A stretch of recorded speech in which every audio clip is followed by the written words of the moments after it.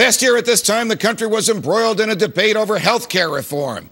It was basically a collective judgment by voters and our elected representatives about whether it is right and proper for the government to require all of us to have health care insurance, and whether it is right and proper for the federal government to require the 300 million Americans who do have health insurance to pay for the health insurance of the 30 million Americans who don't. Those who believe with me that the Constitution means what it says. Those who believe with me that there are areas of human behavior immune from government regulation. And those who believe with me that the federal government may only lawfully do what the Constitution authorizes it to do. We lost that argument. Today, the debate has shifted to the state level, and the issue is whether it is right and proper for state governments to give away benefits packages to state employees in return for the votes of those employees. This debate is now raging in Wisconsin, Ohio, New Jersey, and Indiana, and it too goes to the heart of government in our lives today. Here is the question: is government a trust? A tool that should be used carefully to preserve freedom and used only when moral, constitutional, necessary, and proper? Or does the government exist to do for people what they can't or won't do for themselves? This is classic Jefferson versus classic Hamilton. Their argument played out in modern times and on a large scale. The history is well known. Until the Civil War, the federal government stayed out of the lives of most persons and concerned itself mainly with the exercise of its 16 delegated powers under the Constitution. After the Civil War, federal troops occupied the South for 12 years, during which nearly all local government authority needed federal approval.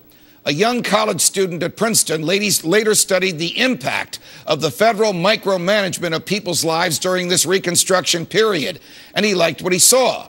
He grew up to become president, and he ushered in the progressive era, which brought us government ownership of schools, the personal income tax, the Federal Reserve, the emasculation of the states as sovereign entities and laboratories of freedom, government-financed birth control, prohibition, segregation of the military and the federal workforce, Jim Crow laws, and the horrific treatment of blacks.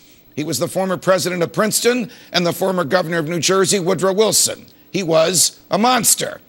A disciple of his was FDR, who outlawed ownership of gold, raised marginal tax rates to 90%, and brought us Social Security. And a disciple of his was LBJ, who brought us Medicare and Medicaid. And a disciple of theirs was George W. Bush, who federalized education and gave us TARP and wars paid for on a credit card. And not to be undone, a disciple of all of theirs, President Obama.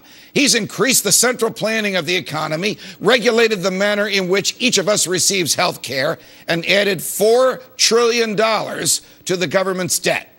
Government just keeps growing. Its services just keep costing more. And people, good people, are lulled into a false sense of security. The government will take care of me. And an immoral sense of entitlement. I have a right to government care. This entitlement culture has brought us to a blind spot and to an abyss. The blind spot is that the government can just take what it wants from those who work and give it to whomever will politically keep the government in power. The blind spot is that people grow accustomed to relying on the government. The blind spot is that people vote for those in government who will give away the store. The abyss is bankruptcy. The abyss is that the feds and the states cannot afford these bills any longer. The abyss is a culture that has confused what the government does poorly, does far more expensively than what the private sector can do and what we can do for ourselves. The lesson is competition. Let people choose what services they want. Don't force them to buy health care or schooling or anything else from a government that can't balance its books and can't deliver the mail and just wants to stay in power.